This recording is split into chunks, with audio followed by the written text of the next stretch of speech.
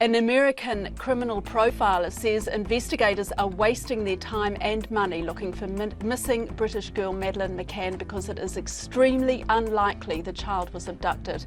Pat Brown, who runs her own criminal profiling agency in the United States, has criticised the extra funding given to Scotland Yard to extend the search for Madeleine for another 6 months.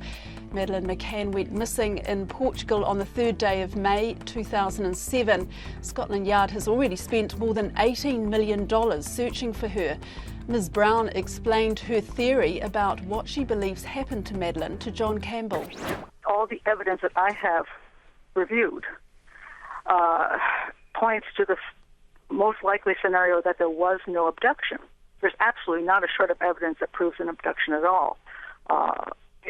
The child is missing, so in theory she could have been abducted, true. But the evidence, there's not any evidence to support that. And the majority of the evidence supports that an accident occurred in the home and that the body was then removed in an effort to cover up what had happened. That's what the evidence points to, and so I stand by that, and I've been standing by that for many, many years. Welcome to this deep dive into one of the most enduring mysteries in modern history, the disappearance of Madeleine McCann. It's been over 18 years since that fateful night in May 2007, when a 3-year-old British girl vanished from her family's holiday apartment in Praia da Luz, Portugal. Despite millions spent on investigations, countless leads pursued, and global media attention, the case remains unsolved. But today, we're revisiting a compelling theory from criminal profiler Pat Brown, who boldly claims Madeleine wasn't abducted at all. In her view, the evidence points to a tragic accident in the apartment, followed by a cover-up. We'll explore her analysis step by step, drawing from her 2017 interview with RFI to where the case stands in October 2025. This isn't here. Hit that subscribe button for more true crime breakdowns. Let's get into it. First, a quick recap for context. On May 3, 2007, Gerry and Kate McCann were dining with friends at a tapas restaurant just 50 meters from their apartment at the Ocean Club Resort. They left their 3 children, Madeleine and her younger twin siblings, asleep inside, checking on them periodically. Around 10 p.m., Kate discovered Madeleine missing from her bed. The alarm was raised, searches began, but no trace of the little girl was ever found. The Portuguese police initially treated it as an abduction, but suspicions soon turned toward the parents due to inconsistencies. The case was archived in 2008, reopened in 2013, and as of 2025, German suspect Christian Brückner has been released without charges related to Madeleine, leaving more questions than answers. Now, enter Pat Brown, an American criminal profiler with a master's in criminal justice. She's the founder of her own profiling agency and has worked on high-profile cases like JonBenet Ramsey. Brown has analyzed the McCann case extensively, even authoring a book titled Profile of the Disappearance of Madeleine McCann in 2011. In her 2017 interview, she explained her theory with unflinching clarity. Brown wasn't pulling her claim out of thin air. She bases it on a meticulous review of the police files, witness statements, and physical evidence. As she told John Campbell, there's absolutely not a shred of evidence that proves an abduction. The child is missing, so in theory, she could have been abducted, but the evidence doesn't support it. Instead, the majority points to an accident in the home, with the body removed to cover it up. That's what she stood by for years. Of course, this theory raises difficult questions. If Brown is wrong, it's adding insult to unimaginable injury. The McCanns have always maintained their innocence, insisting Madeleine was taken by an intruder, and they've dedicated their lives to finding her. They've expressed hope even in 2025, with Kate McCann recently speaking about the emotional toll in light of Brückner's release. But as Brown responded when challenged on empathy, when you come down to analyzing a case, empathy has nothing to do with it.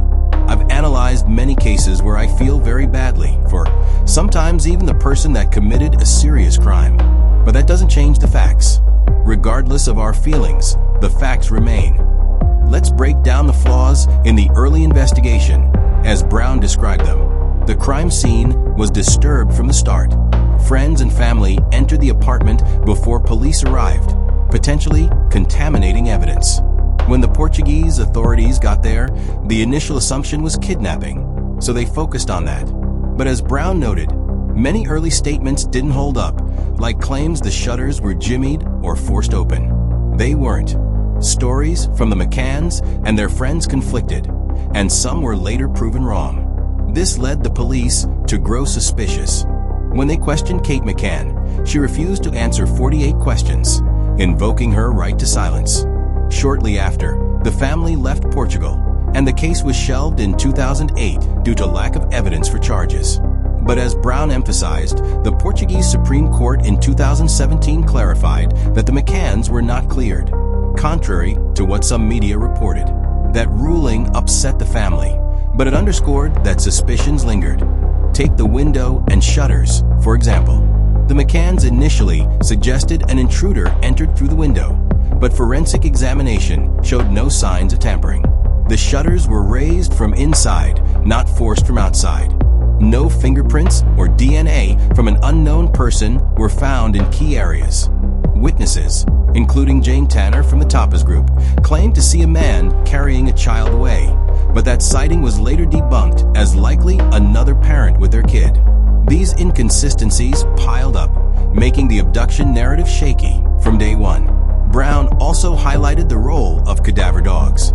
In July 2007, British sniffer dogs Eddie and Keela, trained to detect human remains and blood, alerted in the apartment behind the sofa, in the parents' wardrobe, and even in the McCann's rental car hired weeks after the disappearance.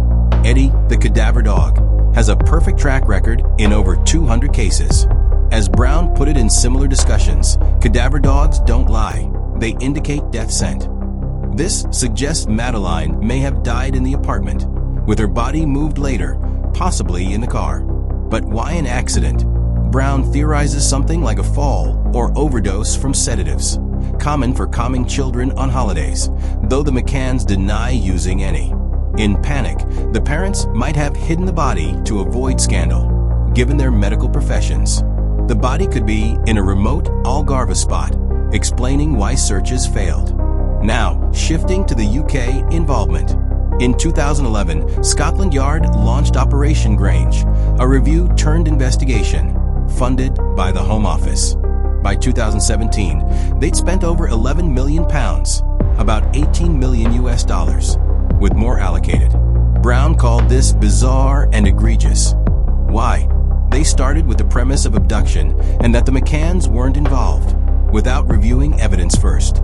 As she said, I have never seen somebody do a review of a case and not review the evidence, and to start with a supposition. When I review cold cases, I examine everything from scratch, excluding no one. In 6 years, they achieved absolutely nothing, no new clues, just chasing leads like sightings or suspects that went nowhere. Fast forward to 2025.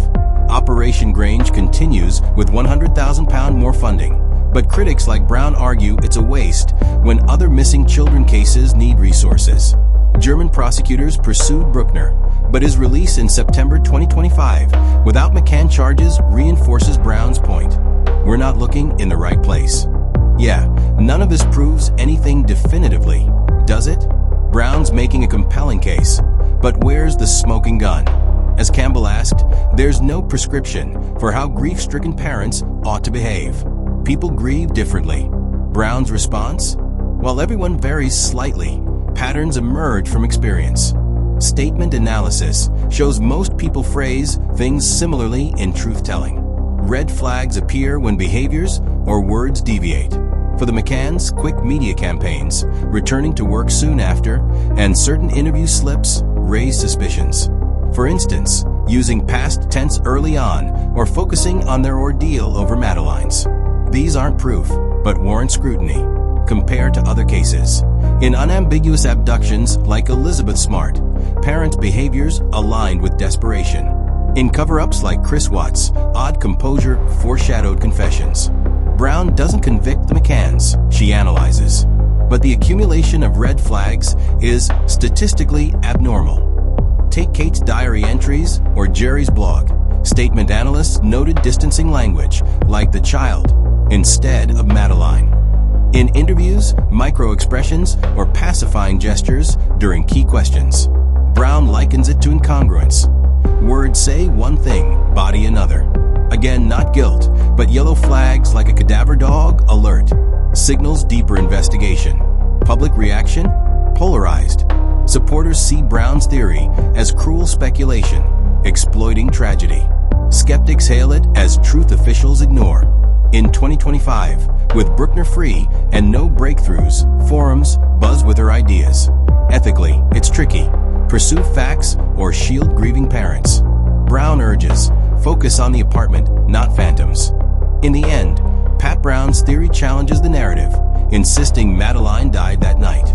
Whether accident or otherwise, the truth may lie hidden. As she concluded, the evidence supports that, and so I stand by that. For the McCanns, hope endures, but for investigators, perhaps it's time to revisit basics. Thanks for watching. What do you think, abduction or accident? Drop your thoughts below, like if this made you rethink the case, and subscribe for more. Until next time, stay curious.